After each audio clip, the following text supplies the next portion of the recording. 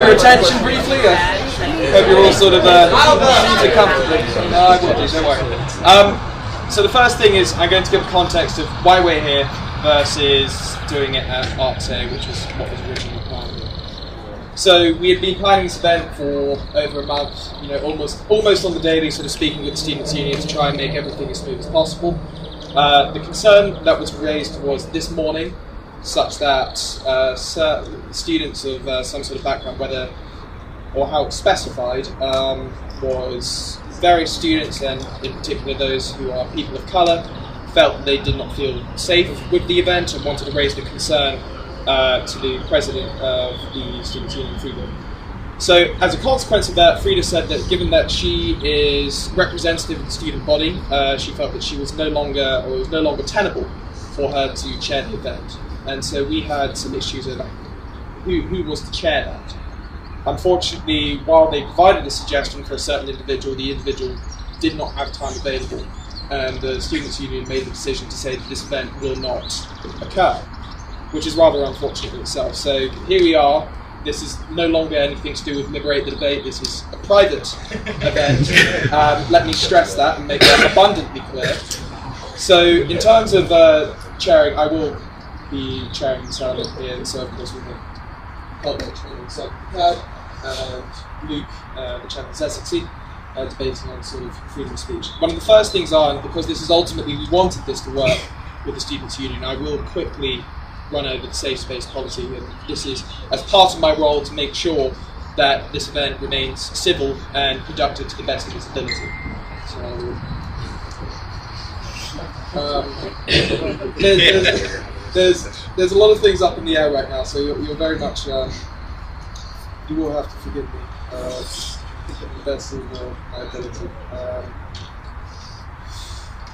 I had it there. So this is from the Students' Union, and again I will be enforcing this as part of the chair. In accordance with our core values, the Students' Union is committed to creating a safe, tolerant and inclusive environment. This means that all students should be able to participate in union events without fear of bullying and harassment or violent or aggressive, intimidating or discriminatory behaviour. The Students' Union encourages debate and expects all members to be able to discuss conflicting viewpoints respectfully. All members should use appropriate and respectful language when speaking and respect others' point of view when listening. Everyone has the responsibility to uphold these principles and challenge unacceptable conduct. If you feel that this policy is being violated at any point, please raise it with a union officer, member of staff, or a sports/society committee member, or make a formal complaint. To be clear, I am a society committee member, so I am in a position to enforce this. As far as the format's concerned, in terms of questions, there will be, after the debate, ample opportunity for all of you to ask questions. So, without further ado. Sure. Well, I'm Ed, and I'll be asking most of the questions. And I'll probably be choosing those for the Q&A. So I think it would be best if we started off with sort of longer speeches, and hopefully it'll get a bit more fluid. Hopefully you guys will end up interrupting each other. I'm sure you guys are much quicker, so no problem with that. So the first big question is, what does freedom of speech mean to you? So, Sargon? I'm happy to finish.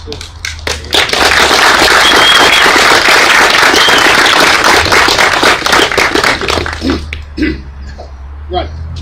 So, you can't really couch any sort of talk of freedom of speech without couching it in the very structures in which we exist as a society. So, and this goes down to the very core of the sort of the core of liberal philosophy, as in men are born free and equal with rights. These rights are right to liberty, the right to property, the right to security, and the right to resist oppression.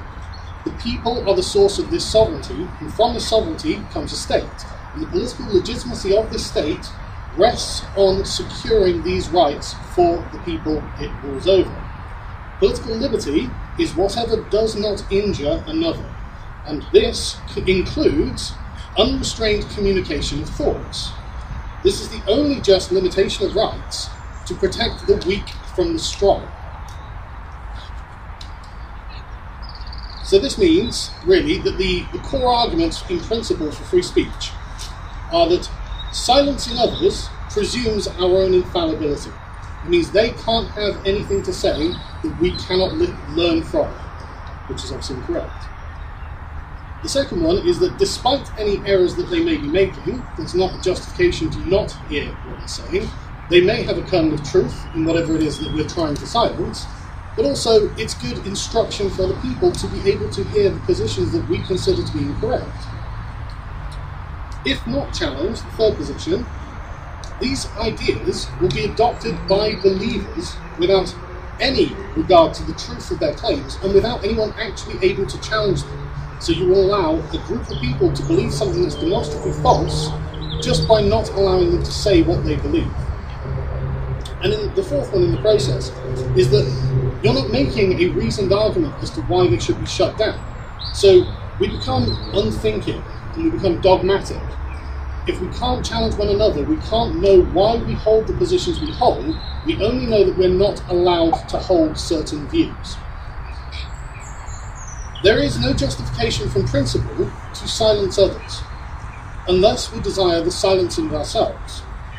Because when you silence someone else arbitrarily because you just simply don't like what they have to say, you are defining yourself as a tyrant. And that's the absolute opposite of everything that liberal democracy has achieved thus far. And it's all been built on the back of free speech. Thank you.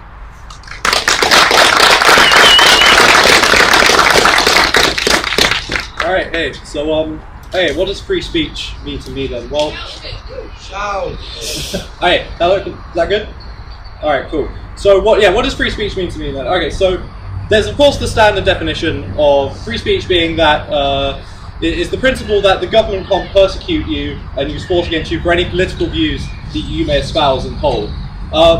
This definition is fairly useful as far as I'm concerned. Although you can say it's not how it's commonly thought of or commonly used in society. There are almost as many connotations around the term free speech as there are socialism. And as such, it tends to be used in a lot of rhetoric in politics and can often be quite vague at times. However, that doesn't mean that it doesn't have content and it's not important at the same time. For me, specifically then, I would say I align almost completely with this standard definition, that being the government cannot persecute you for political views that you hold. But as a communist, I obviously have some reservations about placing such emphasis on the government and it just being what the government can and cannot do. So I may have the definition to be that anyone cannot persecute you and use force against you based on the views that you hold. Of course, though, with the society that we live under today, realistically, the only group of people that's going to legitimately be able to imprison you and use force against you is going to be the government anyway. Now, there's this idea that free speech is one of the bedrocks of Western society, or at least one of the fundamental key features in being able to improve society through the open debate of opposing ideas. And while I wouldn't contest that free speech is very important and very useful for society, from a Marxist perspective, I would disagree that free speech holds any kind of special principle that makes it something so deep set in how society changes and evolves. Of course, I claim that it's class struggle that drives history as it goes, and it's our material conditions that lead societal trends. When comparing our liberal societies to others from history and even today without any notion of free speech, you can see that the trends of capitalism in the larger scope apply in similar ways whether or not free speech is absent. So while I think free speech certainly plays a very large role in how politics is carried out, I also think it's not something you can point to as any kind of unique provider of fundamental different societies or a source of fundamentally different societies. And if anything, its existence at all, it just tends to be a consequence of the progression of class struggle in society and how many reforms the population has won from its government. It falls under the same category as, say, livable wages or free healthcare. It's important and it's desirable, but I wouldn't consider it a fundamental aspect of society. You know, the Bolsheviks still carried out an entire revolution while their meetings were declared punishable by death and their printing presses destroyed, for example. Again, though, I'll make it clear, I prefer to live in a society with free speech, especially as someone with what would be considered marginalised views. I'm just explaining how I think it fits into the makeup of the society in relation to the question. I think classical liberals like Sargon might see free speech as an ideal to run society by in order to seek truth and the best paths to take, the free marketplace of ideas, as it were, with all ideas on a level playing field being judged solely on their merit. This is an ideal that communists would actually agree with mostly. But funnily enough, it's something that is largely unattainable under a capitalist society. Our society's methods of discourse are largely built around media outlets, all acting as gateways to our access to knowledge on current events and findings, while having their own private interests around what they want the truth to be. How can you expect free debate to go untampered with under such circumstances seems extremely naive, and it's never something we see in real life. While some might claim that this is due to ideological bias more than anything else, I point out to a greater extent is the pursuit of profit for private interests, leading certain individuals that favour those in control of the media to be promoted over others. So, yeah, that's what free speech is to me.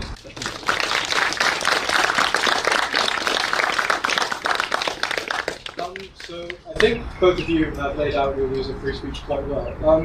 Can we get both of your responses to this hate speech, free speech? Do you want me to go first? Yeah, you can take the time.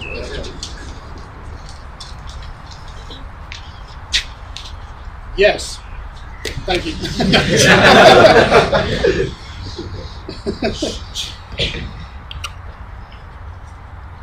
I have to find my notes.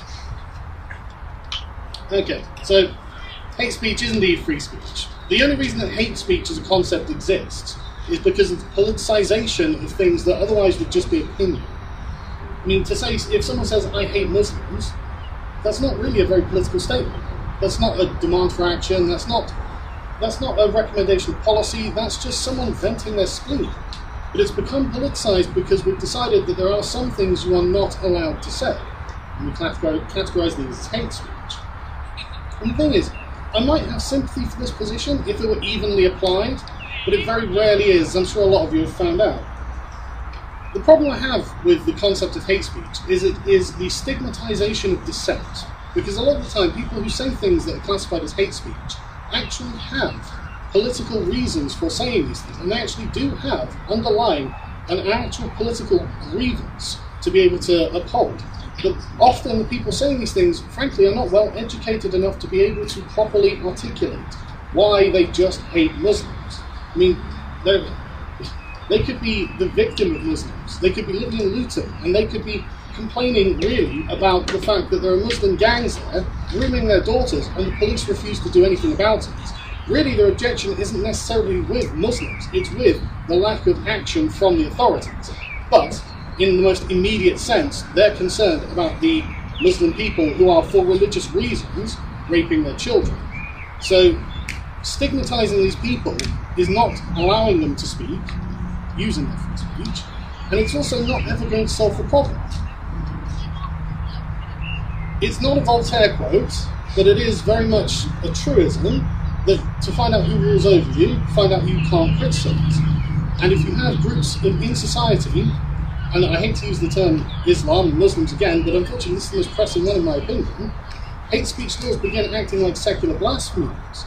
And again, that is a complete violation of everyone's free speech. And really, the problem with hate speech laws is that we're running into the tyranny of the well-intentioned.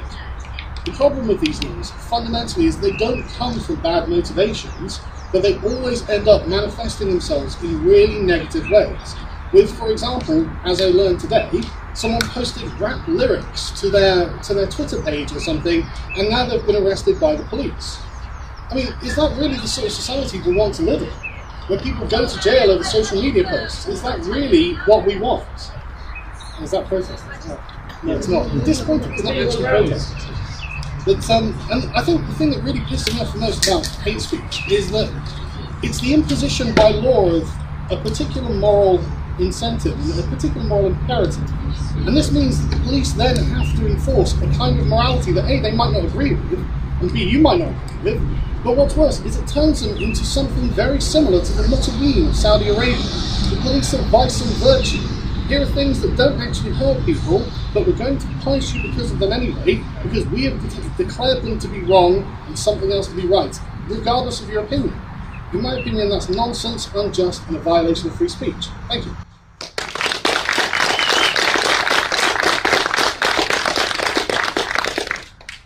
Yeah, thanks for that, Sargon. I love the Voltaire quote there. I mean, it's always attributed to him, but it's not him. Oh, who is it? I don't know. Okay. Well, I mean, I guess you can say, if you want to see who rules over you, look at who you can't criticize. I personally would say, if you want to see who rules over you in society, look at who owns the means of production. But yeah, that's just a. Okay, so is hate free speech? I think it depends. Firstly, we need to establish what both of these things actually are.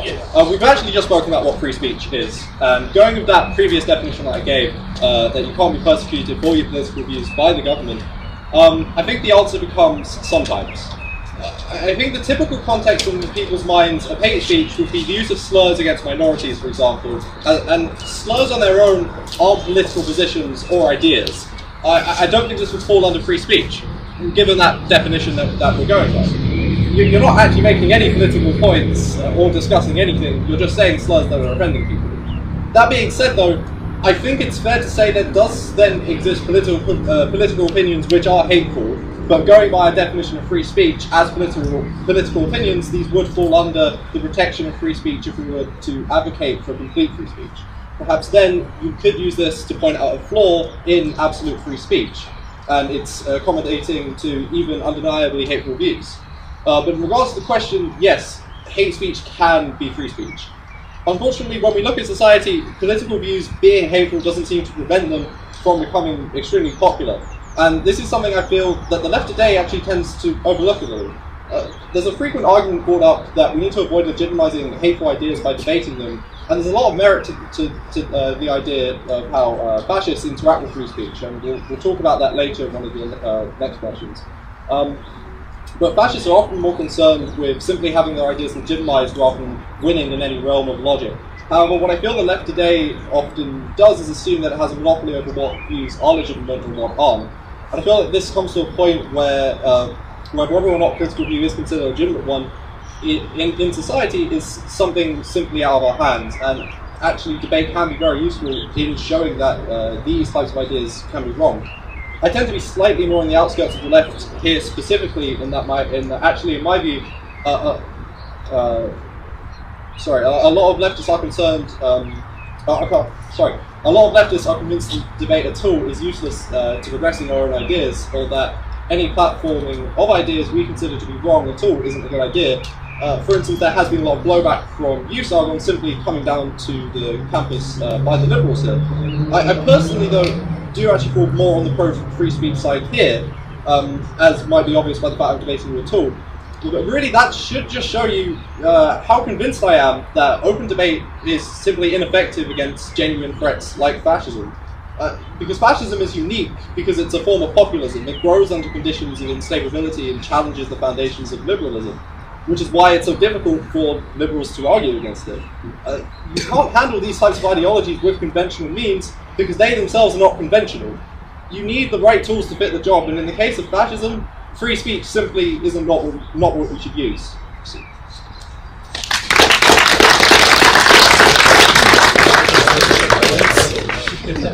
Alright, should we make it a bit more fluid? Am I going through one more question? Let's go for the Are you comfortable with explaining Antifa?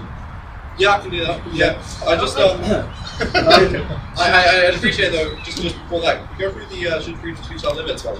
Because I just have a lot of grounding. So yeah, okay. Like, should freedom of speech have limits? I mean, it's been explained quite well from both of you, especially in terms of the hate speech stuff. But do you have more to elaborate on? Of course, sorry. Should free speech have limits? No. I'm going to stop that joke eventually, but honestly, that's... So, no. Political ideas should be engaged with honestly, fairly, with integrity and with charity to your opponent. To limit someone's free speech on the basis that, well, whatever basis you choose, is not you doing this. It's you assuming that your opponent is coming here with an ulterior motive, doesn't honestly believe what they're saying. And that's the way that you lose the argument. Because if they can say what they believe with conviction, you can't honestly say that they don't. And so it makes you look foolish. But the thing is, the reason we have free speech is to prevent abuses of power. And to be able to just shut someone down because you don't like what they have to say, regardless of what it is an abuse of power. It's you facilitating it.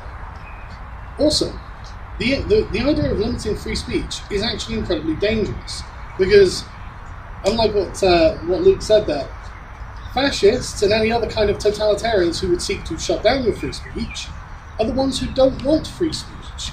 It's the liberals who do want the free speech, and if they don't want it, there must be a good reason why. The way to prevent people radicalizing in echo chambers is not to deny them the platform, it is to show everyone what they think. Because, I mean, this was the classic example of Nick Griffin on Question Time. Did anyone see this? I'm sure you all saw this. Yeah. The end of the BNP, when Nick Griffin just got to air his views. Because most people are decent people. Most people are not going to be tempted by some sort of fascist, I don't know, Pied Piper. It's nonsense. And if the alternative to you shutting them down is giving them a platform, letting them embarrass themselves in public. Let's assume you do shut them down. Do you think their views go away? Do you think they're going, you know what, I'm just going to go at this fascism lark and walk off? No, of course they don't. They go underground. They start forming groups that end up radicalizing themselves that you have no influence over, you have no control over, you're not even aware of, because you've just thought, right, out of sight, out of mind. It doesn't work that way. And the thing is, as well, shutting people, limiting anyone's free speech is you doing a disservice to yourself as an intellectual. You can't know what they think if you don't hear them out. And so are you actually trying to hamstring yourselves in a debate? If you suddenly find yourself one day in an argument with a fascist, and I've suffered from this myself, I wasn't fully aware of their views either, because I had sat there and gone, well, no, that's a nonsense, I don't need to think about that. You might find yourself in the same position where I was, not really fully understanding their views, and so then you'll lose an argument to a fascist. Do you want to lose an argument to a fascist? That's pretty ridiculous, isn't it? But the thing is, another thing is, really, you are protecting the rights of your fellow citizens, because as much as you might not like to think this, fascists have rights too. They have all the same rights as you, and as soon as you say it's okay for us to shut down those people because we don't agree with what they say, that is an argument from strength.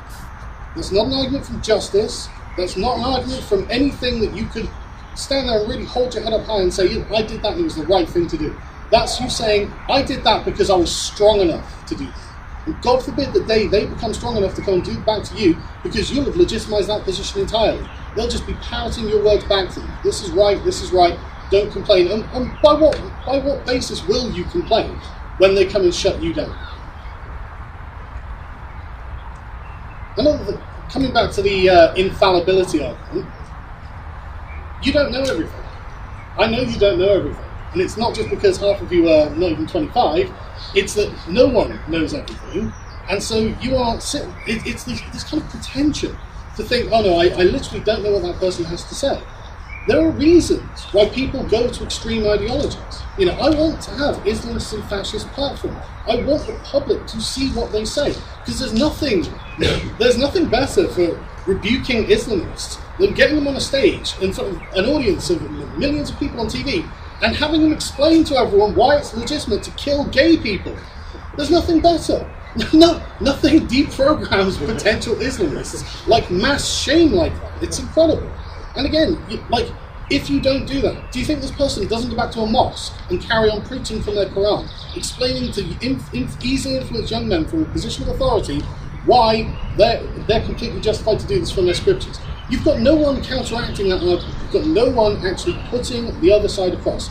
And this is how people end up radicalizing, to think that they have the entire truth. Basically, it's to defrock these people from their position of apparent moral and intellectual authority. And if you can't do that, you won't. And they will carry on, in the eyes of their followers, being even more increased, and you will seem like cowards. You will seem like you have no argument. You will seem like you have no integrity, no spine, no moral backbone to resist it. And so when they say, well, how's he wrong? You can't tell them, and all you can say is, I'm just afraid. And is that really the face you want to put across to the rest of the world? Thank you.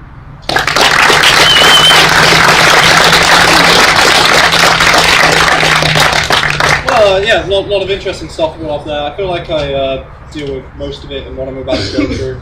I do just want to mention, though, in regards to the idea that these people won't just stop doing things after they've been repeatedly shut down. if you actually take a look at Richard Spencer's Twitter, he is saying that he is going to stop talking at university campuses because he's being repeatedly shut down by Antifa. So there is actually something you can, there is an argument you can make to say that actually it does, that is exactly what happens in certain cases. But anyway, should freedom of speech have limits then? I think in order to start discussing the possibility of limiting something as important as free speech, there needs to be a very good reason for doing so. The reason that we're mainly going to be discussing today is the rise of fascism in Western society. So maybe we should ask if fascism and far-right populism is actually a threat worth considering today. Let's take a look at a few examples from far-right populist political parties that have come close or have actually won elections across Europe. In Austria, the Eurosceptic and Anti-Immigration Freedom Party came close to winning the presidency not too long ago, a party formed by ex-Nazis in 1956. In Germany, the Nationalist and Anti-Immigration Alternative for Germany party is, as far as I'm aware, currently the second biggest party in the country. France recently had the National Front Party see a surge in popularity, also having its roots in being formed by unequivocal fascists. And in Greece, the openly fascist Golden Dawn party still holds a lot of political sway in their seat. So, this is just to name a handful of countries across Europe, and the list goes on. And furthermore, this is out without even touching on political organisations that don't stand as parties, like for instance the Nordic Resistance Movement, popular in Sweden, who carry out bombings in cities and physically assault people in the streets. Coming on to terrorism as well, if we take a look at murders committed by political extremists over the last 10 years in the United States alone, right-wing extremists make up 74% of total murders. So in the sphere of far-right populism, we have the rise of numerous nationalist parties, which even further right-wing groups will rally around and recruit from. Increased far-right organisation in Europe and the US too, with such events such as Unite the Right, and then on top of that, the spread of far-right terrorism of all forms, from assaults to murders to bombings. Even if you were to make, the, in my opinion, ridiculous claim that this is all still on a small enough scale to not have to worry about, the current trends of far-right growth indicate that if it's not an immediate threat right now, it inevitably will be soon. So either way, we have to start talking right now about how to quell these movements. So if fighting the far-right is our goal here, while free speech is important, I don't think it's anything useful to be gained from being absolutionists. I'd rather be pragmatic and focus on what gives us results rather than ideological purity or trying to cling to utopian visions of society. I mean, it's worth pointing out that absolute free speech can't even exist as a concept in the real world, as some free speech calls for the repression of other free speech. Not all speech can coexist, such as the speech of fascists and the speech of minorities. You may say that mere words don't restrict other words, and you'd be right, but free speech doesn't exist in an abstracted philosophical vacuum. Speech, rhetoric, propaganda, all of these have real effects on society, and if some speech aims to restrict free speech, then it should be obvious that in order to retain the most amount of free speech, you must be intolerant to the intolerant, thereby restricting free speech to some degree. This is just how free speech must behave in the real world, separated from its idealized image. In regards to preventing the rise of fascism, if I'm honest, I see no real arguments to suggest that we can leave fascism to the free marketplace of ideas to be discredited as a movement. I honestly think that debate is important, debating fascists under the right circumstances included, but to suggest that rational discourse is the only thing required seems incredibly naive.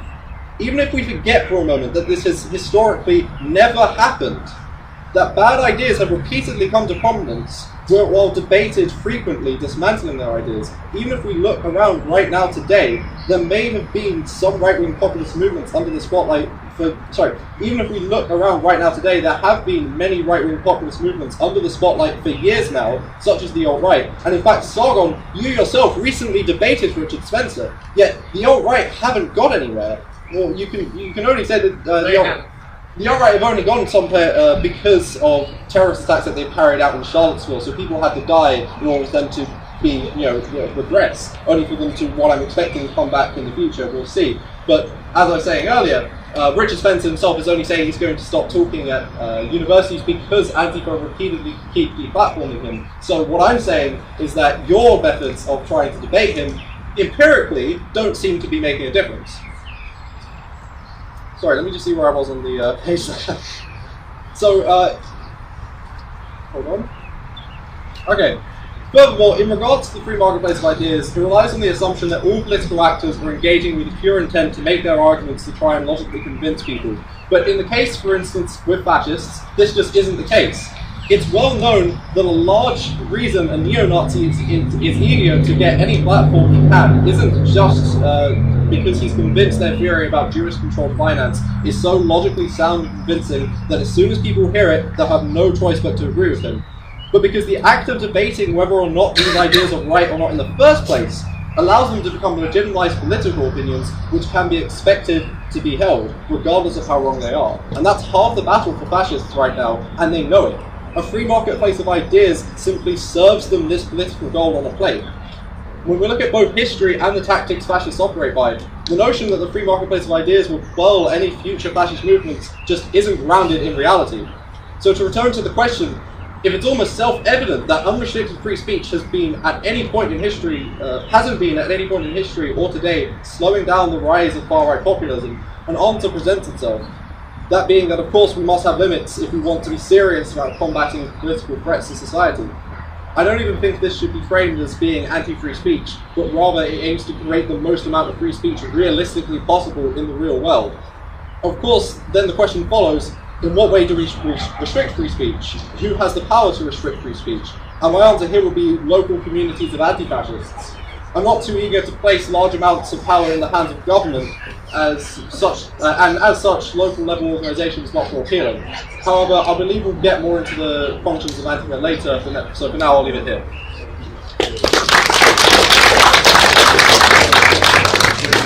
Right, so now we've gone to the topic of political violence. Simon, could we have an explanation of Antifa? Yeah, it's going to be a bit of a response to what Antifa said there. I find it mildly amusing a communist criticising utopian ideas. I'll pop it in there. And the example of the Bolsheviks, criminalised in Russia, and yet they still manage their revolution. Yeah. Kind of against your own point. Are you saying revolutions haven't happened in democracies? I'm not saying that. I'm saying that criminalising speech doesn't prevent revolution. It doesn't seem to allow it either. No. So yeah, like the idea of giving any kind of legitimacy to honestly collectivist ideas in this country, like you say, free speech hasn't prevented the rise of fascism. And so, well, when was the last British fascist government? So we've never had one. It does, and this is the thing. It absolutely does. And the idea of giving a mob of ideologically possessed communists the ability and the encouragement to go and violently assault people for airing views they find objectionable, and I'm not going to say views they find fascist, sure, but that's because these people are radically anti-statist. So anything that involves the nation state, in their opinion, is fascism. That's not true. Come on. Come on. True. Like, everyone's seen Antifa call people like Ben Shapiro Nazis. Okay. Come on, man, it's nonsense. They are not That doesn't make you a queen. Sorry?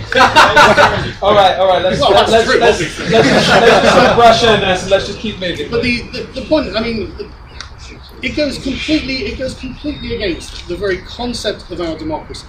We invest the sovereign, which in our case is actually Parliament, with the monopoly on force. We invest the state with monopoly on force, so we do not have to use violence in order to have a dialogue. It doesn't have to be, but in fact it becomes criminalised in our form of government, and that's why our form of government preserves freedom. Because as soon as you start saying, right, okay, what we're going to do is we're going to start arbitrarily giving power to the people we happen to like, you are setting up it's a recipe for civil war. Because as soon as you say, well, this group is okay to attack other people, people who disagree with you will say, well, I think this group is okay to attack the very same people that you're empowering to attack me. And you end up with chaos and fighting in the streets. You go back to Weimar Germany. The only way to avoid that is to strictly prohibit political violence. It is not the job of citizens to assault one another. The job of citizens is to persuade one another, which is another reason that we need free speech.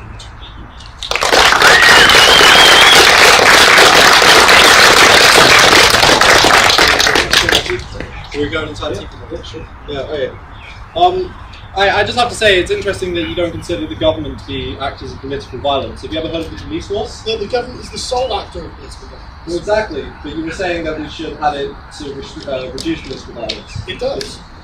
No, it enacts political violence every single day. It is violence. All politics is violence. Yes, which is why we imbue the state with the monopoly on violence to prevent us doing violence to one another. No, that's fine. I just felt like that's what you were saying.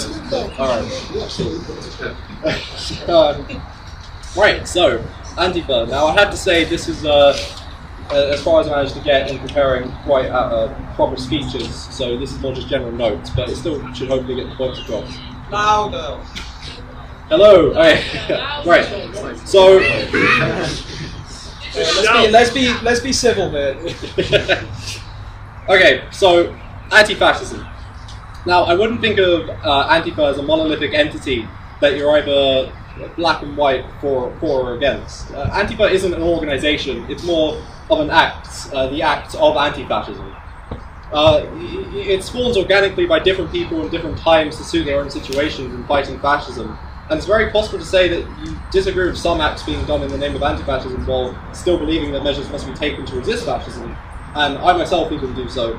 For instance, I currently disagree with trying to deplatform you, Sargon, and I don't believe you're a target for anti-fascist action. Of course, then there's the whole thing of, we're just going to call everybody we don't like a fascist, and everyone can just decide that they're going to deplatform somebody and do it, and that's what Antifa want. I mean, I have to say, we already live in a society where anyone can decide to try and deplatform someone and then do it.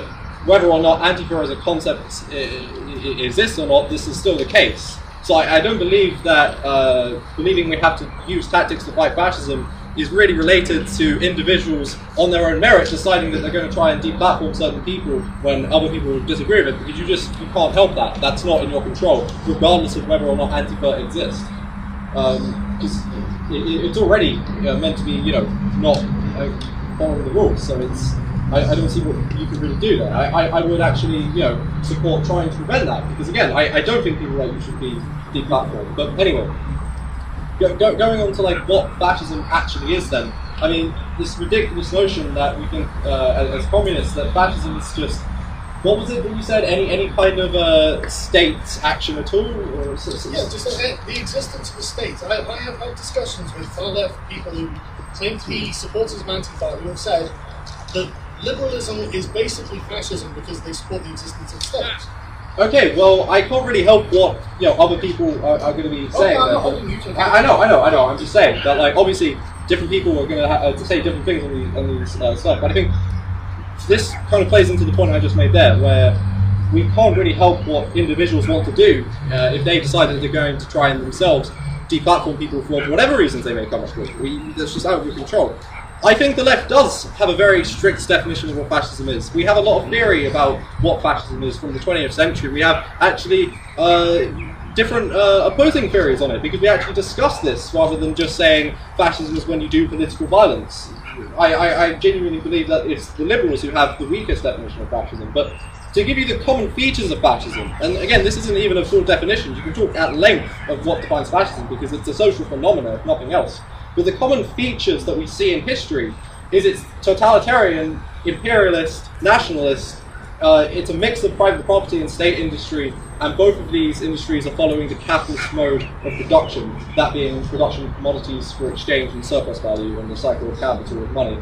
But let's not get too into the Marxist economics here. But so obviously there does exist ways to classify what fascism is, and it's when we can look in society and say, okay, the things that these people are doing, these are leading to the organization and the growth of movements that would seek, or at least be forced to implement these ideas, to implement their gains. For instance, when you get people saying, we want a white ethno-state, regardless of what they say, regardless of if they say, oh, well, we want it peacefully, history shows, and logically, you must have violence and totalitarianism in order to enact a white ethno-state. That should just be obvious, and anyone that's fallen for this peaceful white nationalism meme is just completely naive.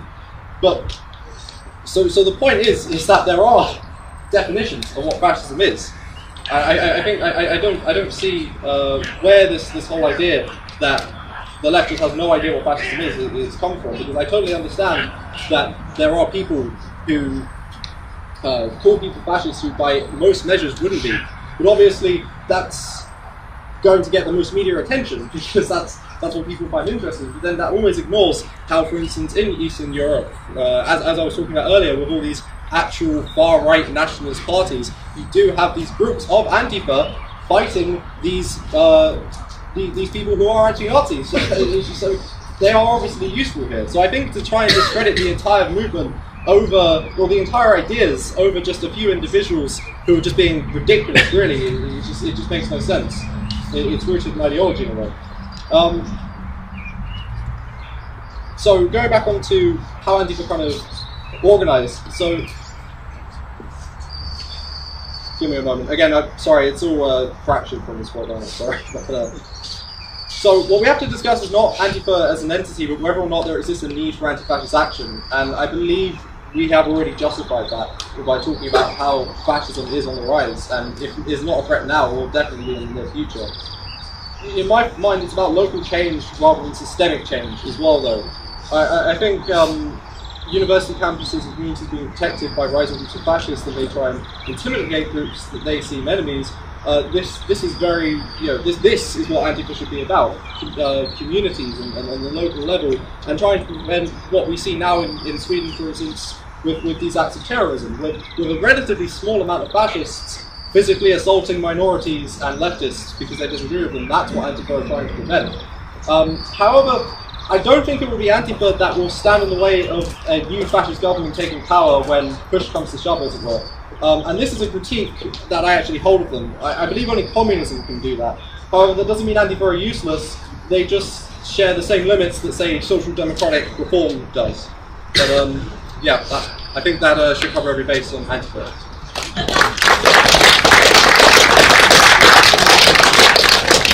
I would. I'd like to thank Xexizy for making the argument against Antifa for me. I'd like to join the anti-fascist movement. I've been deplatformed at KCL when I was having a debate with a Jewish objectivist. An English liberal and a Jewish objectivist deplatformed by anti-fascists. I would love to agree with your conception of anti-fascism, I really would. But really they're not. They just don't have the kind of demand, supply that their demand requires. There just aren't enough fascists to go around for as many Antifa as there are. And so they're not targeting fascists. They're targeting people who are overtly ideologically opposed to fascism themselves. And also, Antifa are fueling fascists by doing what they do, by breaking the social contract that we have between one another as citizens, that I will not do violence to you, regardless of your opinion, to have one of you come up and do violence to me, that a third person watching that sees that and thinks, right, I know who the dangerous person in this engagement is, and it's not the person who wanted to speak. It's the person who came and did violence to that person because of their speech. That's the problem. People hate seeing that. I get it every day. I see people commenting on all of my videos when the King's College London thing, the number, like tens of thousands of comments of people going, I hate Antifa more than anything, more than any fascist, more than any anti-Semite, more than any Islamophobe. I hate Antifa more because they're doing the thing that they shouldn't be doing, whereas the other people are just saying something that you don't want to hear. That's the big difference. Antifa are an absolute scourge of liberal democracy. They're a terrorist group. They should be destroyed. Yes, boy.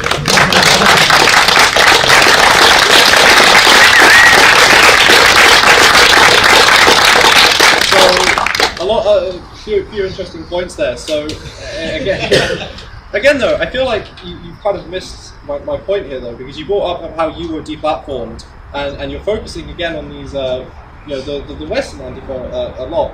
When this again though doesn't change the fact that Antifa does good in a lot of instances. I agree, they shouldn't have deplatformed you in London, that was ridiculous, but that was just 5 people deciding that they were going to use the name of Antifa, because Antifa isn't an organisation. No true Antifa now, is it? It's like now, who is Antifa? No, it's not those It's anyone who says they're Antifa. There we go, it's anyone who says they're Antifa. They said they were Antifa, and they came from the liberal and the Jew. So Yeah, no, but I disagree with that.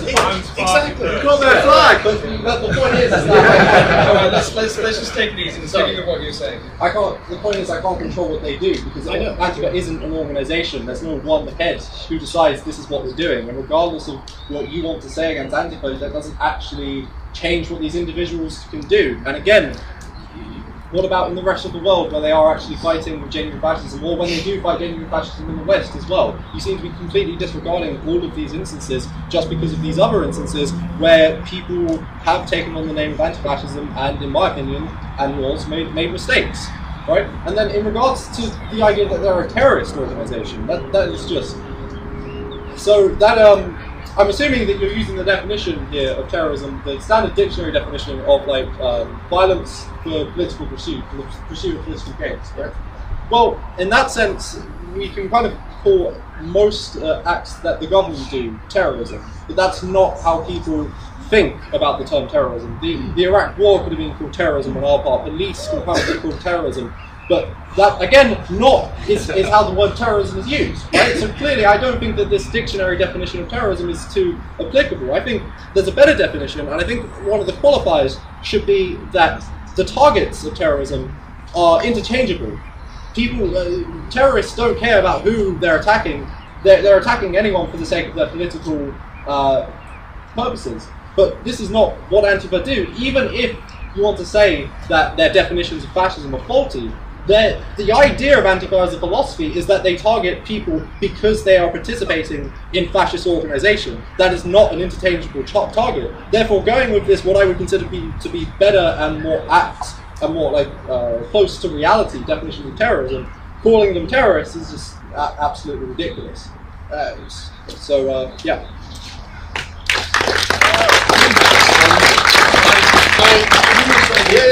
Sorry, we're going to keep going. Okay, no, the definition of terrorism does specifically exclude non-state state actors for a reason. It's not something, and because we give state the monopoly on violence. Terrorism is what Antifa are doing. Now, I mean, I would love to give you the benefit of the doubt, but the thing is, when you say, I can't control those people, Antifa is anyone who calls themselves Antifa, you've already got the contradiction inherent there. You have to be able to prescribe a group of people, and if it's people, not every Nazi killed a Jew, but I'm sorry, if we're gonna start prescribing terror groups, right-wing Nazi terror groups, okay, but I want left-wing. The Nazis were a party, though, weren't they? Yeah, they weren't all in the party. Like there were supporters of Nazism who didn't do anything. Are we gonna, but they were. Yeah, that's not who I'm talking about. Yeah, but your targets aren't just Nazis. This is the thing. Well, no, it's fascists. No, it's an idealistic. Why are you drawing an equivalence? Right, let's just take it easy. Anyone doing political violence are fucking equivalent. This is what annoys me Right, about okay. communism. Sorry, please. so this annoys the hell out of me about communism, right? Anarchist. The idea of communist, anarchist, far left nonsense, right? Anti-state, anti-bourgeois Okay, philosophy, let's just take it easy. The whole point of it is to eradicate the entire class of people. You just have a different class of people than the Nazis.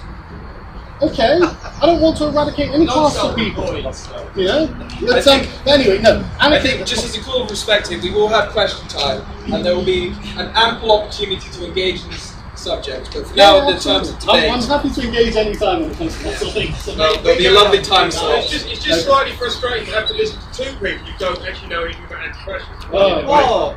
See, listen, no true anti-fascist. You can't pin someone down and say, right, that's a real anti-fascist. Because the second they do something you disagree with, oh no, they weren't real anti-fascists as I define it. It's not an organisation, you can't pin us down, but we are going to deplatform loads of people who aren't fascists, and we're going to claim they're not even out. Come on. Yeah, I mean, I think. Alright, okay, let's just stop here. Come on. It was unusual, wasn't it? Yeah. An aberration! An aberration! This is what Antifa has become famous for! Stop it right here. Okay, as I said, there is going to be ample time for questions and engagement.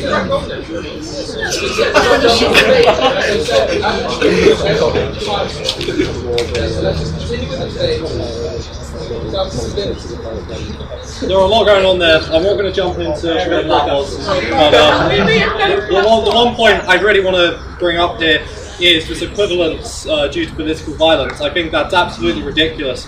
I think what you're looking at here are tactics of organization, but then ignoring what these actual political agents are that are trying to organize. You're ignoring the goals of each political side. To say that communists and fascists have the same political goals should be self-evidently wrong, even for you, Sargon. I said they have the same political methods. You desire They have the same, yeah, they're populism, but that doesn't make them the same. It makes them the same in principle. You want the eradication of certain kinds of people from society. I don't. That's not true.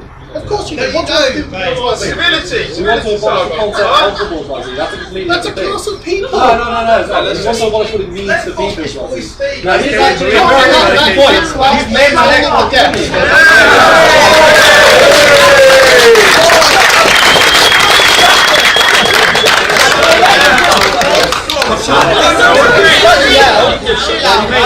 You made my next point for me. So why do communists? This isn't the advertised event, you know that. We're in Stanley Park, so you know. Public. Public. Yeah. Public. I would also call at the same time, though, that there is an audience who are listening who would like to. There is a set format here. But you're allowing him to interrupt him. So. Okay, look. It's getting developed into slanging match on stage, it's slanging match here. Isn't it? Wait till question time. Again, once more, it's a debate, and I think many in the audience would like to hear them speak, and I think you can have a reasonable engagement between members. So all I would ask, with respect, I would personally like as well, and I think for the wider audience, that if you just wait until the question... But he doesn't wait, he keeps interrupting him. Luke just addressed Sargon, it's not like that at all. Alright, I can understand that, and I'll hold this in place, and I'm trying to put it to the best of my ability. Alright, and I'm taking your advice and your concerns properly, and I will synapse it before. So I only have one more point to make, and then we can probably go to question time if we want to. We'll have a short break. So the last point I wanted to make then is that, yeah, you bring up this whole thing of how both sides want to eliminate a class of people from society. So without even going into, again, how Marxists want to reshape society such that the concept of the bourgeoisie no longer even exists, without going into any of that, you do touch on an interesting point, actually, that I want to make, that when a fascist declares you as an enemy of fascism, there is nothing you can do to satisfy them besides stop existing. That is it. That's why appeasement doesn't work. That's why fascism is unique in that sense.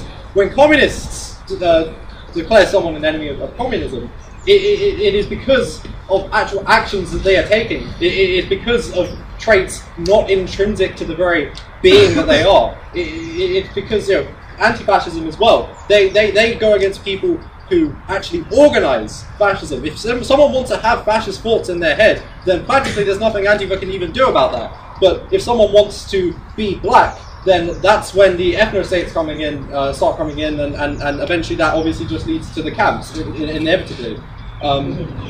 Which is, again, this is the distinction between communism and fascism. It's how they choose their targets as well, besides, obviously, again, their actual political goals for society. But if a member of the bourgeoisie wants to just stop owning means of production, or stop collaborating with fascists, or if a fascist wants to stop organising fascism, then that's fine.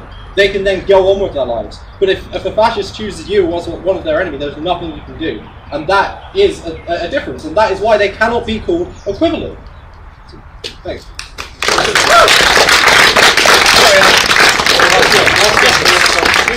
You'll notice that you're demanding that I give up one of my fundamental rights in order for communists to stop attacking me.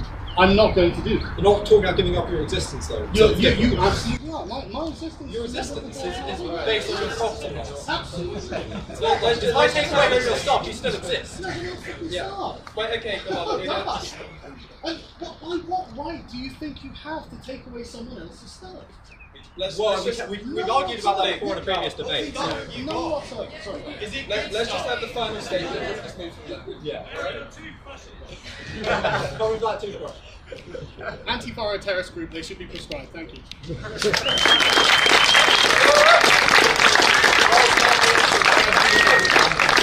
okay, so we'll have a 10-minute break, so we'll start again at 10 past, and from there we can have questions. Okay? Thank you.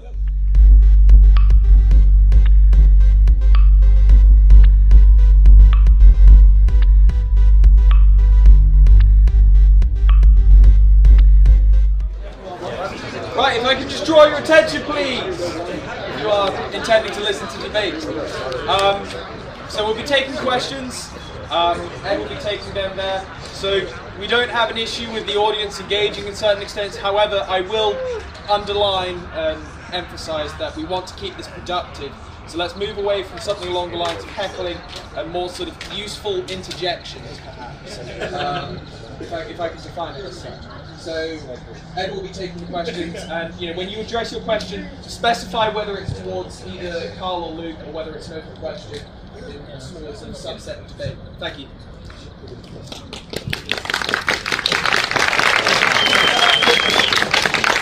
Who has a question then? Yes. I'll just repeat it to the mic. I have a question for Sargon. Why do you think Marxism refuses to die? Okay, so Sargon, why does Marxism refuse to die? I'm amazed this question's to me, to be honest. What do you think? Because it's seductive. It's easy to tell poor people, look, the reason you're poor is because other people are rich. It's really easy to try and persuade them, look, if you just take those people down, you'll become rich yourself. But as we've seen from every communist regime, or not real communist regime, it just doesn't work. It's nothing about Marxism or socialism, communism. None of these philosophies are even trying to create wealth. Unlike capitalism, capitalism is an engine of wealth creation. We've never seen anything this good. And this is what actually makes people rich. There is a reason that people flee from communist countries to capitalist countries, and every time it's amazing. You get refugees from all of these countries, and they'll say, "Oh my God, communism was the worst thing." And then you've got someone who's never lived under communism saying, "Well, let's give it a go." I mean, inequality's bad, isn't it? No, poverty and the rest that comes with it. But honestly, I think it's just because it's an easy way of doing it. Yeah, I'll just come back to a couple of points there. Thanks for the loaded question, by the way. But I'd just like to kind of quickly say, through the Marxist analysis, the reason that far right and far left ideas continually come back almost cyclical throughout history is actually because of the conditions that capitalism causes for its own crises. So when capitalism starts to have economic crashes, this leads to poverty and people having worse standards of living. This leads to the rise of populism and more extreme political ideologies. Marxism is among them, or communism is among them. So whenever we see capitalism start to break down through economic crash, that's when we see the rise of fascism and communism alongside it, and that is I suppose, why Marxism refuses to die, because it's simply a product of capitalism. I just kind of...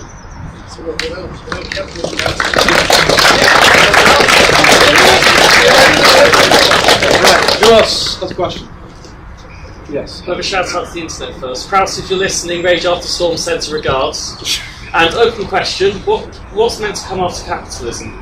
It's both of you. What's that, sorry? You go for that. What's meant to come after? After capitalism, it can't go on forever. We actually agree. So the question is, what's meant to come after capitalism? Ultimately, we're going to capitalism will end up producing post-scarcity eventually. Obviously, we're not there yet, but everyone can see the way automation's going. We are probably going to end up with some kind of mass automated system that produces a UBI that means that nobody actually has to do any real work. Ultimately, communism probably will be created by capitalism eventually, but it can't be achieved through revolutionary means, as we have seen many times over. Xexizy did make a good point about what causes the rise, and it's the same with fascism as well, right? These ideologies, regardless of how pernicious they are, they're not just coming out of the blue, and they're not just coming undesired by people. People have a reason that they gravitate to these things, and it's the conditions that are being created. And you are right. Poverty does help bring. That's what I was saying. Poverty brings Marxists out of the woodwork to say to people, "Hey, wouldn't it just be easy to overthrow the bourgeoisie and then we can all have their wealth?" It never works out that way. But this is the problem, and this is really what my contention with suppressing free speech is that these things never actually get better. There can be no dialectic. We can't synthesize a better answer from what we already have, given the actual concerns of people who genuinely have concerns. And I don't want to get into the Rotherham thing again, but it really took years for this, and it took, honestly, a huge amount of suffering for the political class to even permit us to say that there was a problem. And this is the problem with the inhibition of free speech, and it's not just done by governments, it's done by fear. It's done by a chilling effect that society is responsible for as well. And so if we want to prevent the rise of things like communism and fascism, we have to talk to the people who have the problems that might lead them into wanting to join fascism or communism, the people who say, we've got all your answers. We have to talk to these people, we have to allow them to speak. Thank you.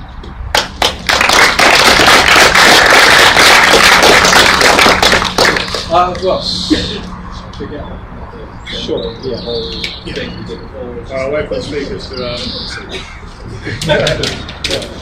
So, I assume both of you are familiar with the Count Dankula case of free speech, and I think this is a particularly important question, because even under the guise of free speech or hate laws, there is currently some sort of trial, or at least a kangaroo court, before there is a sentencing. Under your definition of what Antifa is, anyone who breaks these quote-unquote hate speech laws, or is subverting your ideology, you would go and attack them without trial. Is that something that can happen in a free society, even if it is a Marxist one? Well, I think it's difficult. I think it comes down to, again, it kind of comes down to the organic and spontaneous local organisation happening at the time. So, sorry, would you allocate power to one centralised agency to tell people what is and is not against the current laws of speech? No. Because if you wouldn't, No. and you are willing to let an organic movement arise without trial, you are effectively creating witch hunts. I don't think so at all. I think, obviously... So, would you have trials, or would you allow Antifa to go and attack people? I think it depends. I mean, what are we talking about here? Are we talking about as we exist right now today, or are we talking about some kind of communist utopia, or what, you know? You're the one who wants to grow the Antifa movement, so you well, no, because I just need to be aware, because you're talking about holding trials, and holding trials obviously requires courts and political power and things like that. So I just want to be on the same page as you here. So are we talking about actual de-communist society, or are we talking about what we're living in right now? So whether or not it is real communism, we tend to know how that turns out in regards to speech or not. So I would talk about, theoretically, if you or someone were allowing Antifa to have these powers and it was legal, if that makes sense, or it was okay for Antifa to be doing this? No, I don't. Sorry, I don't think I get you. I just If you're chairman of the party in the country, what would you do, basically?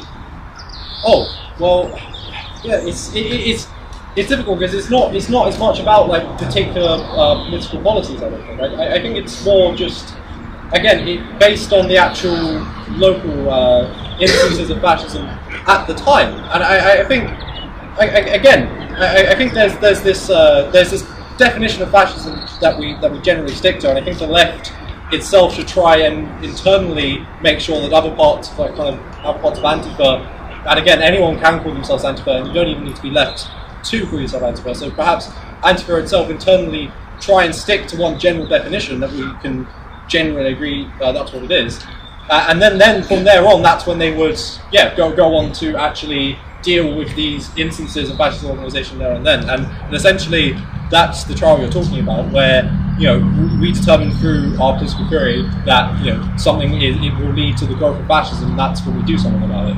But trials, you're throwing me a bit as the thing, because you're talking about trials in the kind of conventional sense with conventional politics today, and it's a very, very different context, I think. But hopefully that kind of gets the point. So in your ideal society, the people who have these powers would be allowed to exercise them. In my ideal society, the question kind of becomes irrelevant. Is the thing. Okay. Can I? Yeah, sure. Okay. So I'm fully understanding what you mean. Without a state, there will be no court, there will be no trials. It will be mob justice. That's all it can be. The idea of a trial and a judge is because we imbue the judiciary, a function of the state, with special powers and authority over the people in this. We all consent to this. We all consent to this. Is why, I can't remember who said it was a problem with the police, and they were saying, well, no, we're not going to start cracking down because we police by consent, and that is the principle by which we all operate. The point is, you won't get judiciaries, you won't get trials, it will just be mobs of ideologically driven people who will say, that's the fascist, and they'll point, just like they did with the witch hunts. You're absolutely right, I feel like over what the term is. That's fine. I just feel like we've already covered that bit. I just wanted to directly address. I mean, that's what I would just be repeating. Okay. Yeah, sure. Hey.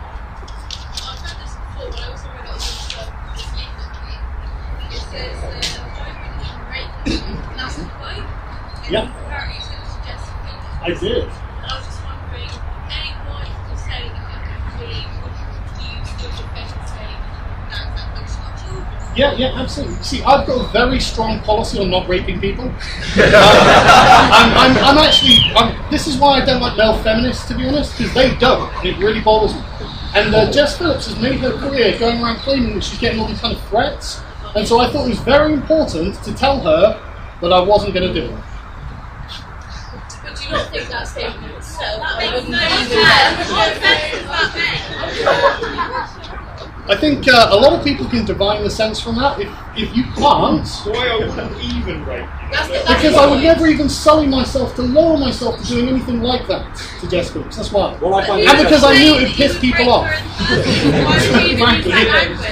statement, I wouldn't even rape you, means that you would rape people. No, it doesn't. It means I would never even even rape someone. I think the point is, Sargon, is that I think you kind of showed it yourself. I believe there's footage of you calling your mother to actually talk to her about this.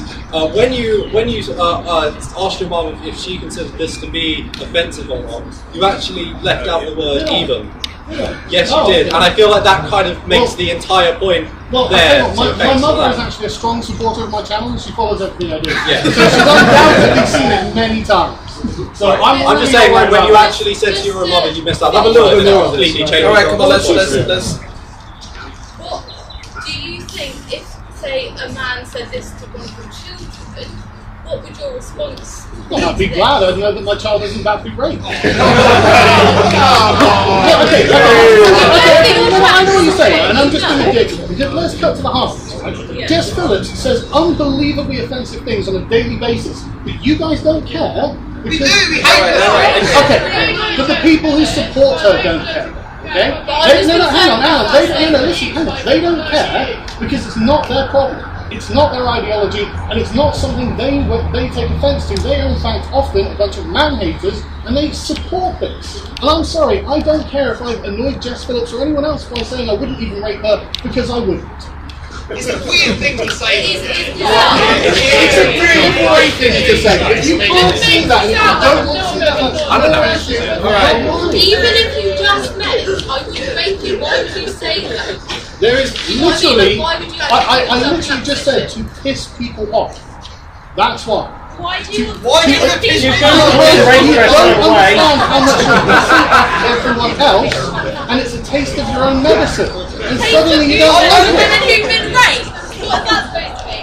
Again, you don't. There's a Why would huge you use context around rape it. as a way of pissing people off? Because I knew it worked. Because I knew it worked. You couldn't just walk it out. That's why. I chose it because it was problematic. It was entirely deliberate, entirely contrived to piss off people like you. Here you are, endlessly about an incident. It works. Okay, so one thing I'm just gonna. endlessly about black flag terrorists assaulting All right, on okay. stage. Okay, one thing I'm going to pause here. My friend. Just stop it. Firstly, one thing I'm going to call is like not ad hominem. I phrase like people like you. Let's move Well, away. there's people who would take offence to this, and that was the purpose. I know, but the comparative element is just I'm quoting safe-based policy here. Can I just clarify? So you mean you want to piss people off because you could or have been subject to rape?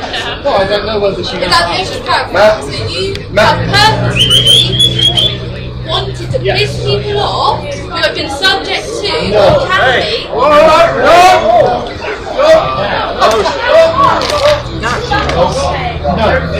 Well, wait till... Guys, come on! Does everyone not move over there? Wait, Harry, get out of the way.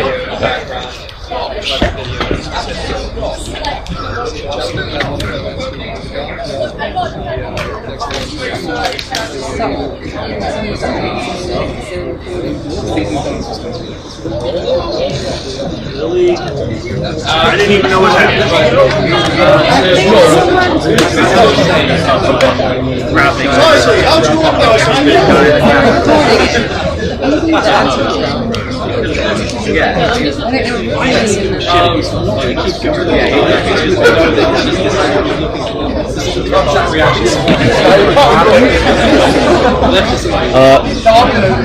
Right, guys! Again, the majority attention, let's just continue with the questions. Ignore the little scuffle. As such, so yeah, has anyone got questions and would like to continue with this? Let's have.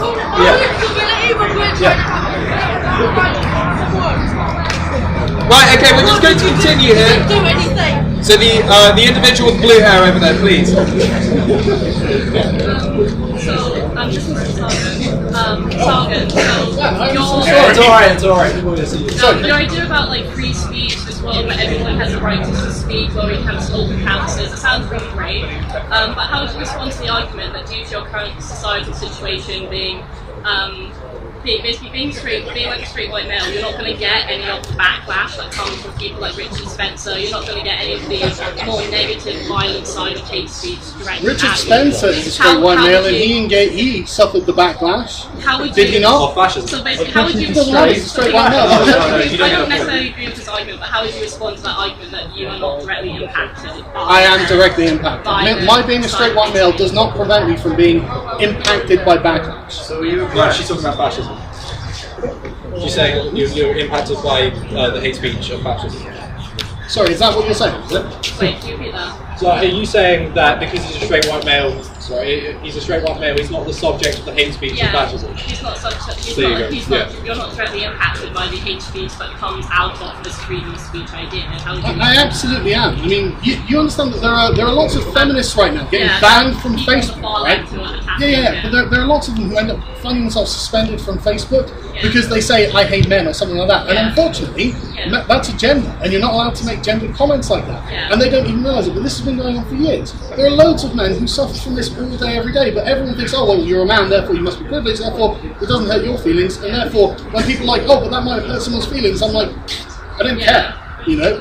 The fight against men has been a really recent 21st century phenomenon. The That's not backlash true. between the That's extreme not true. anti-left is really No, there have always been feminists who hate men and have fought against men as a category. The male genocide. No, the male genocide totally hasn't. Although, saying that, man, the way that masculinity has been degraded, I mean, you're watching too much penis. Are you saying that you're a man? No! Sorry, man. Look at the silly jeans. Just because I enjoy the occasional enjoyment doesn't mean.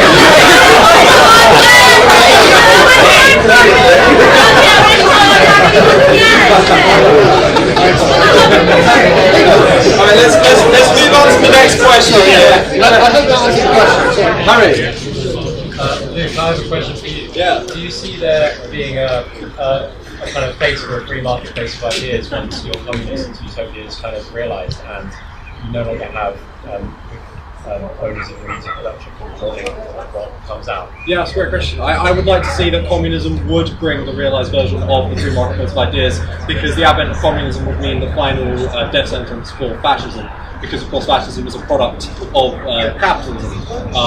Because through capitalist crisis, which leads to the impoverished conditions which fascism thrives under, this obviously, ideally, wouldn't exist under communism. So as such, because there would be no such political groups like fascism anymore, there would be no one trying to circumvent the principles of the free market ideas anymore. So I feel like communism in that sense would actually bring about the most amount of free speech possible for society.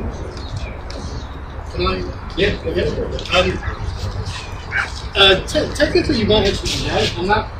The problem is getting to real communism. It's a problem, isn't it? So that might actually be true, because there'd be no state to infringe on your free speech rights. But if we can't reach that position, then it's irrelevant. Yeah. Yeah. So like, I think regardless of whether or not you actually believe that this type of society is attainable or not, that doesn't mean it's still not the people who are actually ultimately fighting for the most amount of free speech. But you know, the thing is, I'm kind of almost not. I'm kind of hesitant to get into the whole communism versus capitalism things, because I mean, as we know, that's been going on for quite a while. Because for anyone who doesn't know, we've already had a 4-hour-long debate on this on YouTube that you might want to watch if you're curious as to both our talking points on this already. So I guess we'll try and just avoid getting into that whole thing, because that's just another thing entirely. So yeah. Next question. I've got an Angela Nagel question. Oh boy. You go ahead. Yeah. Sure. Right. This is to both of you. So Angela Nagel's point is that there's this culture war going on, and it's not attached to reality or what's going on in the grassroots. And you're both kind of like get off fucking Twitter, get off Facebook, like get in touch with like people in your communities, like go down to boxing clubs, like do stuff that normal fucking people do. And then the second point is what Carl said about BNP and when Nick Rippon went on, and he did get trounced, you're definitely right about that. The drop in the BNP vote started before that happened. So I suppose like the point I want to make is that there was a number of factors, so you can't just like, I definitely get the point. But it's definitely a huge contributing factor. But there was a lot of other things going on. Sure, I'm sure there were, you know. And then the third thing that kind of goes back to the first point, like I was Rochdale, I've spoken to people, you know, these horrible fucking bullying scandals. These people should be fucking hung up, definitely. But like I spoke to Muslims in those communities, they fucking hate them. They fucking hate what's happened there. And what's happening is that you're giving cover to right-wing groups like the EDL and Britain First who go in. They go in and they cause shit and they divide community. And there is people on both sides of this community who want a solution to this. And I think this is the problem, is that you're sort of like on Twitter in this. I'm not on Twitter. You are on Twitter. No, I'm not. Or well, then you need to have a word with someone who's posting under a name. I've got no doubt there are people, but I'm not on Twitter. Alright, you're on YouTube, but you know what I mean? Like, you're in this little bubble. There are actually people trying to sort out these problems in these communities, and you're just adding fucking fire to these flames. So, may I ask what the question is? Okay, so I don't give a shit what the EDL do, and I don't give a shit what the BNP do, and their actions are not going to dictate my actions. The problem that we have is the left wing has basically almost oppressively made people afraid of the term racist, and it's turned the word racist into a weapon. And that's what the investigation into the Rotherham scandal found. The authorities who are involved in that were afraid of being called racist. So it's like they literally have a bunch of 20-something Muslim men. They catch them in the act of raping a 12-year-old, and they're like, we're going to take her away and treat her like she's a prostitute. No, I don't care, that's the problem. That's the real problem. Outside of your SJW involved idea what left is. I think that you are actually a minority here when you talk about the left. The fact that you're here talking to me makes you part of the minority, because most of them will either just protest, complain, or just ignore me completely. Yeah, but you get that. Yes. Do you think these people aren't real people? Do you think they're not real people using the internet? There are still people. Most of the left is this is SJW bullshit. It's not. I think that it genuinely does affect the women. I mean, we have that in law now. It's a law. Do you? I mean, like, it's amazing the lack of power that you ascribe to the left, when to everyone else who isn't part of the far left, they can feel that kind of domination over all of society. And I'm happy, if you want to disagree, then I'm happy to disagree with you, but that's also because I think that you're in a particular bubble, I might be in a particular bubble, and from my perspective, I think my bubble is probably bigger, and it seems there are a lot more people feeling the pressure from ID politics. And I mean, if you guys are against ID politics, then I'm happy to stand arm in arm with you against these things, because I think it's completely unjust. I think it's the essence of racism. And if you guys are against that, then I don't care about the arguments about capitalism or free speech or anything like that. I would completely be happy to work with you guys on it. But sitting there and say, oh, it's not really a problem, it's not really a problem, because it's not a problem for you guys, I think it's disingenuous in a lot of ways. So what was your... It's good to be afraid to be racist. No, I don't think it's good. I don't think it's good at all. It's led to the rapes of thousands of girls. I don't care if someone's racist. I don't care if someone's racist. No, I literally don't care. One at a time. Sorry, say again. Just yes or no, do you think racism is wrong? Yes. But why do you think Why would I even have to answer that question? to be racist?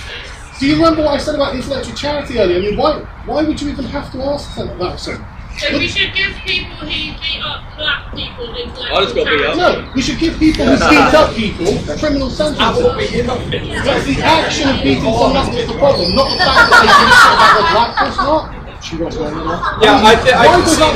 Have to explain? Right, so I think in respect to the fact that there are multiple other people who have questions, and I'm aware that we have just under 20 minutes left. Next question, please. Steve. Sorry. Steve, This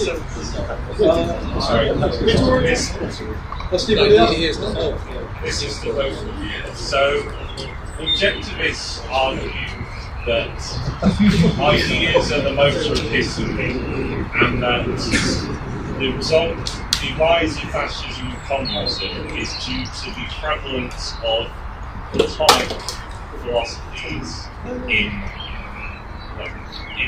academia, in intellectual circles, in politics, in the society itself. In the society at the higher levels. So, how would each of you sort of respond to that? Yeah, please. Looking forward to a Marxist analysis of objectivism. Yeah, so I mean, to be honest, objectivism, that's just wonderfully relevant. But no, so if you want to start talking about that, I mean, obviously I'm going to say that Marxists, we take the opposite approach, that ideas are a product of material conditions. But to actually justify that, then we need to get into a long and boring conversation about philosophy.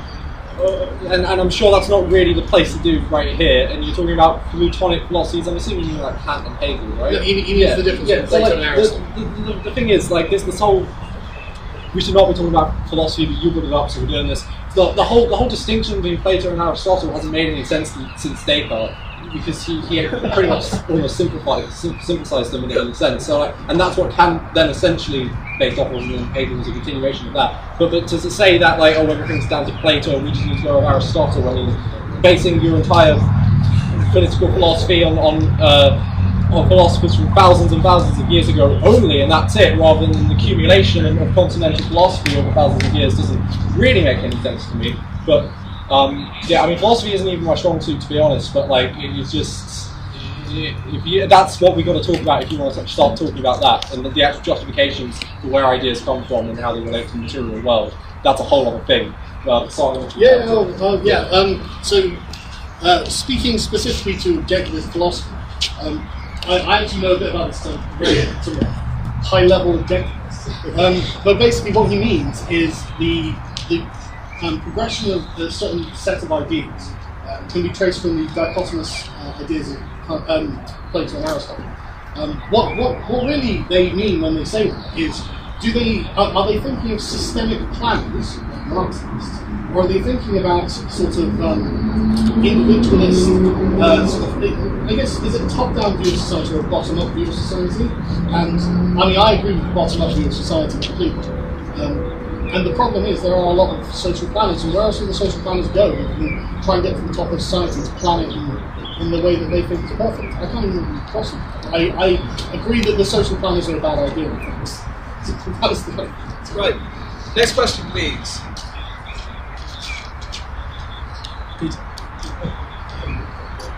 That hate speech is sorry, I can't hear you very well. Okay. You said that hate speech is free speech. That is inciting to violence, distinct from violence itself. Yeah, that's a good question, and there are a few lines of reasoning. I mean, personally, I actually like to put the whole responsibility of someone's actions on that person, because otherwise, I think in some way you are negating their capacity as a rational, competent being. But there's no getting around the reality of if, like, for example, I was on a stage and I had a bunch of people and I was saying, let's kill the SJWs, and then a bunch of people killed the SJWs, I would be responsible, at least in part, for what's happened there. So I can completely accept the prescription on the incitement of violence. I agree that doesn't follow free speech. But I mean, hate speech isn't necessarily incitement to violence. So. I'd just love to come back to that last point you made. Actually, if it incites violence, then it should be held accountable. So, if we could then agree that fascism necessitates violence, would you then agree that we should shut down people who advocate fascist ideas? We'd have to agree that communism did. Okay. So you keep that for yourself. I'm asking you. Well, if we want to go down this line of reasoning, I would say that any collectivist ideology incites violence, because it's always for the greater good, not the common good. And anytime you say the greater good, you're always leaving a certain section of the population out that are to be targeted. So do you think that we should then do that? No, actually I don't. Well, so then that's not. I don't agree that. Yeah, but I don't agree that saying say I was an Islamist. I was like, right, okay, you know what? The Quran is the unalterable word of God, and you're all sinners for not following it. Whatever the arguments are. I wouldn't call that incitement to violence. I would call incitement to direct action violence, because you've got like an abstraction before a call to action. But if it ends up as violence, either way, in the end. I've just defined. I feel like the semantics. But okay, I was just curious for you. Next question, please. Sure. How are we meant to try and keep freedom of speech when our own government is trying to make hate speech laws and people can be locked up without any evidence? Is it? So how are we meant to try and keep freedom of speech? Yeah, no, I heard it. I just who's the call? Me? Both of you. Okay. Alright, yeah. Yeah, so obviously, I assume you're pretty much referring to the Count Dankula thing here, more or less. The law itself. But yeah. So like, I guess I would say I disagree with him being in prison for that. So I guess all we can really say is political activism against those kinds of things. It's as simple as that, really. Just as I was saying earlier, mostly I am kind of for degrees of free speech. I just think with specifically fascism, I don't think it applies in the same way because it's a unique social phenomenon. But for things like that, what you were talking about, it's a different thing. And if you're talking about how we want to preserve it, well, then you go about it the same way you do most things in politics. You organise and you try and get your views implemented. The second half of what you said is correct. The only way is to put pressure on the government. I mean, the point is that they're accountable to the voters. We have to make them understand that we're not happy with the Communications Act, Section 127, for anyone who's curious as to how this ended up happening. Seriously, I'd recommend going and reading it because it literally criminalises offence. So, be careful. You don't know what's necessarily going to be counted under the criminalisation of offence. You can offend anyone for anything at any time. And this is a dangerously Orwellian law that we actually have in place. And we are actually seeing thousands of people a year arrested and, in some cases, jailed for this.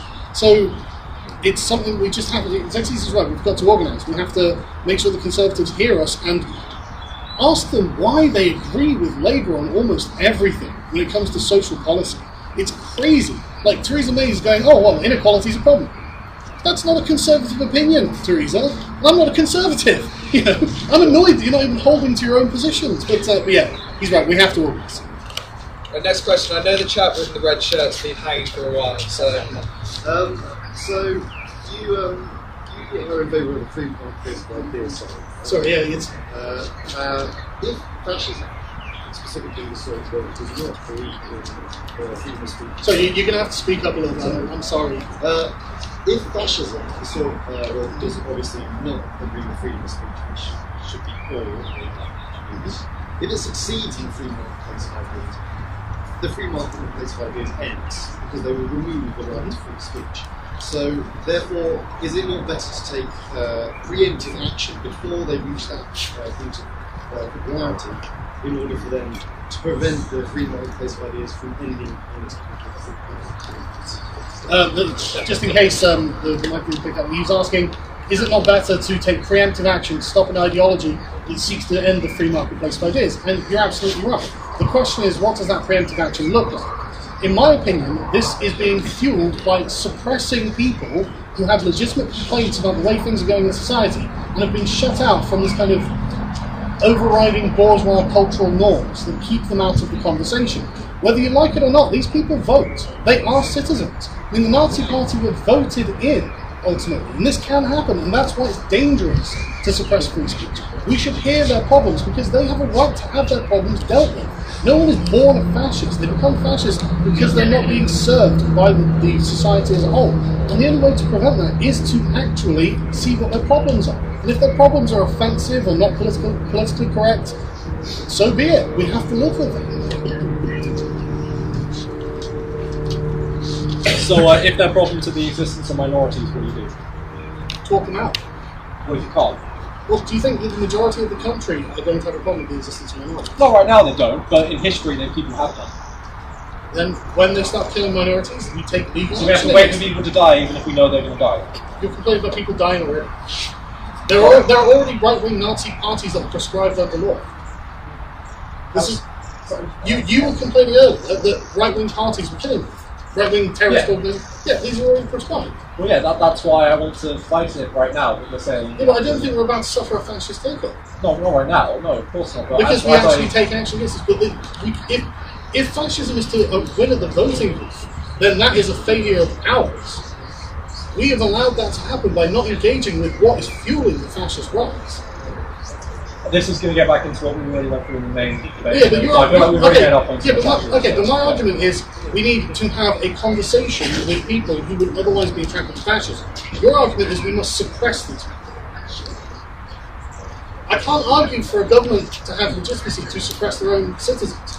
I don't like it. It's really bad. It's genuinely unhealthy, and it gives the people who are being suppressed moral legitimacy to fight back. Hey, again, this gets to the whole idea of the free marketplace of ideas just doesn't work in fighting fascism. It absolutely does. Well, that's what disagreement, obviously, and we've already talked about that. Yeah. Right, so in the interest, I think, looking at the time, because we want to sort of wrap up at around 8 o'clock, we'll take 3 more questions.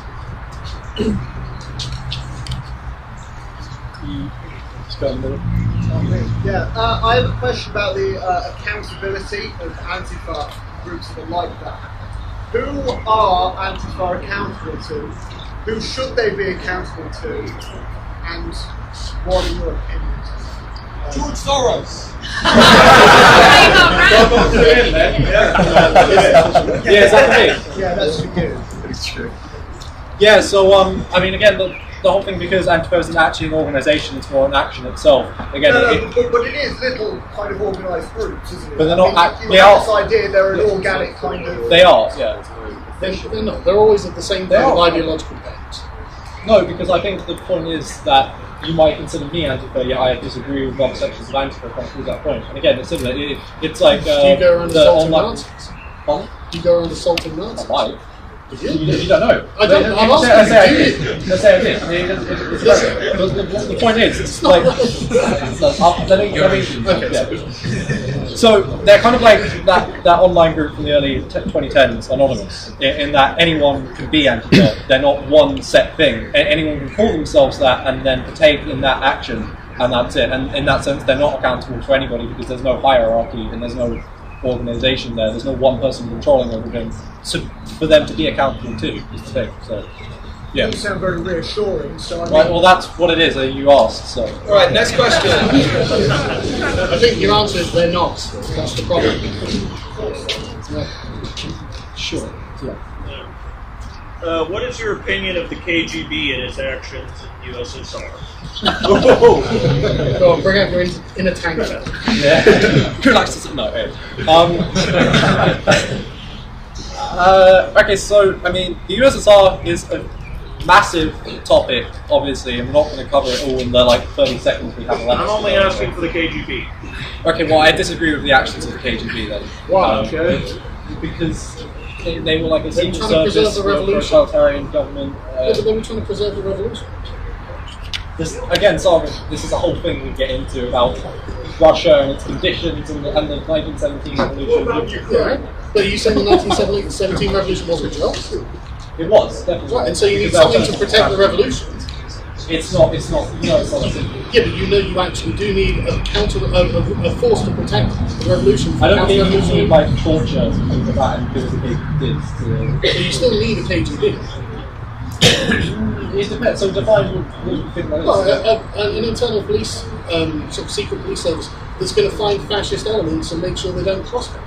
No, I don't think you need that. I think like during the 1917 revolution, the actual fascist elements were the actual civil war, like the White Army. They were the proto-fascists. Of course, fascism hadn't technically existed because Italy hadn't done its thing yet. But Christopher Hitchens, I'm happy to. Christopher Hitchens has a nice quote, which is that if the Bolsheviks had come to power in 1917, we'd have a Russian word for fascism rather than Italian, and that's what kind of comes down to the whole thing that communism is the only thing that can fundamentally fight fascism. I don't think, in that sense, I believe that during the revolution, people will be explicitly in a civil war. I think that's a completely different context. And after the war was won, they still so if that's still a problem afterwards, then something's gone horribly wrong, like it did go with the USSR. So, again, it's just such a huge thing that I don't think we have time to really delve into. The USSR is obviously a massive topic with so many different views from different parts of the left, so I'm not going to be able to give a satisfying answer here and now, unfortunately. Unless you want to dedicate me an hour to talk. No. Right, okay, final question. Johnson? How do you both feel about intersectional feminism? How do you feel about it? Well, it depends. I think fundamentally it's got some good ideas. I think I basically, as a Marxist, where I draw the line is when we start saying we should ally with capitalists because they're of oppressed minorities. Like, regardless of what gender or ethnicity you are, if you own means of production, you still have that class interest, which should be opposed through class struggle. So I believe that's the Marxist point of view, and then the liberal point of view might be that actually no, it doesn't matter. All women have the same interest. More female drone pilots, things like that. But I think generally, though, if you're trying to talk about the different oppressions that individuals face, it almost seems like common sense, because let's assume for a moment that we all agree with that racism is real and sexism is real, and let's not get into that. So if we all agree, if we take that assumption, then surely finding the intersection of all of these different things together for each individual person just seems like common sense. It's the only reason we needed a theory for it was because before then, as far as I know, I'm not an expert on feminist theory, but before then you have feminists who are excluding like black women from their movements and stuff, and that's where intersectionality came from as like a counter to that. But I may be wrong there, but that's as far as I know. So. Right, intersectional feminism is the dichotomization of everything in society, in every way, into oppressor and oppressed. It's victimizer and victim. It's just not an accurate reflection of reality, frankly. It doesn't really sum up. I mean, I have seen so many privileged bourgeois women, like people like Laurie Penny, tell working class men who are really down on their luck, really struggling, failing in every aspect of society, that they're oppressing her. It's nonsense. It's a genuinely dangerous and not accurate way of representing reality, and it's going to lead to more people being oppressed than not. So I think it should be abandoned entirely.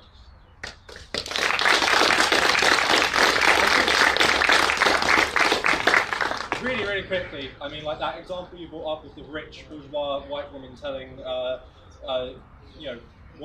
poor working men that they're oppressing her. I think actually it's intersectionality that would solve that contradiction there by saying that because they're oppressed because of their class, ultimately all the intersecting oppressions, it adds up more for the poor worker. I think that's the idea. I disagree. Well, we may have different definitions of what intersectionality is then, and that may render that entire question useless. So, Right. Okay, that's all that we have time for.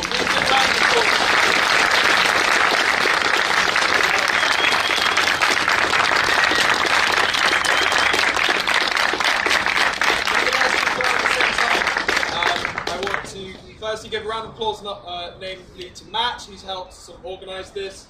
And second, as well for joining us for questions. And as well, at the same time, our fantastic Thomas and Luke as well for doing all the cinematography and the cameras. As